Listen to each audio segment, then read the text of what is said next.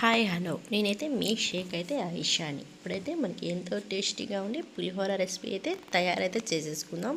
చూడండి, ఒక బౌల్ పెట్టేసుకొని అందుకే డీప్ ఫ్రైకి సరిపడేంత ఆయిల్ అయితే వేసేసుకుందాం.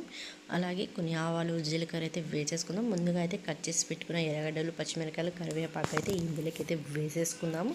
అలాగే కప్ తీసేసుకొని పులిహోర మిశ్రమాన్ని వేసుకొని అలాగే కొద్దిగా కారం సాల్ట్ కొద్దిగా పసుపు అందులోకైతే వేసేసుకోవాలి.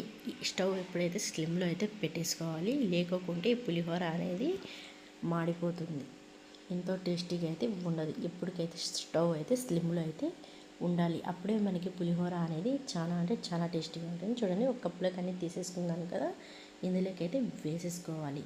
చూడండి, అలాగే నేనైతే టేస్ట్కి సరిపడేంత కొన్ని అయితే శనగిత్తనాలు అయితే పక్కన వేయించుకొని కూడా ఇందులోకి అయితే వేసేసుకున్నాను. ముందుగా ఉడికించి పెట్టుకున్న రైస్ అయితే ఇందులోకి వేసేసుకున్నాను. నేనైతే ఇద్దరు మనుషులకి అయితే సరిపడేంత రైస్ అయితే తీసేసుకున్నాను. ఇదైతే మా పిల్లలకైతే లంచ్ బాక్స్కి అయితే నేనైతే ఇద్దరికైతే సరిపడేంత రైస్ అయితే ఇందులోకి అయితే తీసేసుకొని ఇలాగైతే బాగా అయితే కలపాలి. స్లిమ్లో పెట్టేసుకొని స్టవ్ అయితే కలిపేసుకోవాలి. అప్పుడే మనకి పులిహోర రైస్ అనేది ఎంతో టేస్టీగా ఎంతో బాగా మనకైతే ఉంటుంది. మీకు నచ్చినట్లయితే ఒక టూర్ అయితే ట్రై చేయండి. యూట్యూబ్ ఛానల్ని అయితే సపోర్ట్ చేసుకోండి. నేనైతే మీ షేక్ ఐషానే. చూడండి, 10 మినిట్స్లో అనేది పులిహోర రైస్ అనేది ఎంత పర్ఫెక్ట్గా ఎంత టేస్టీ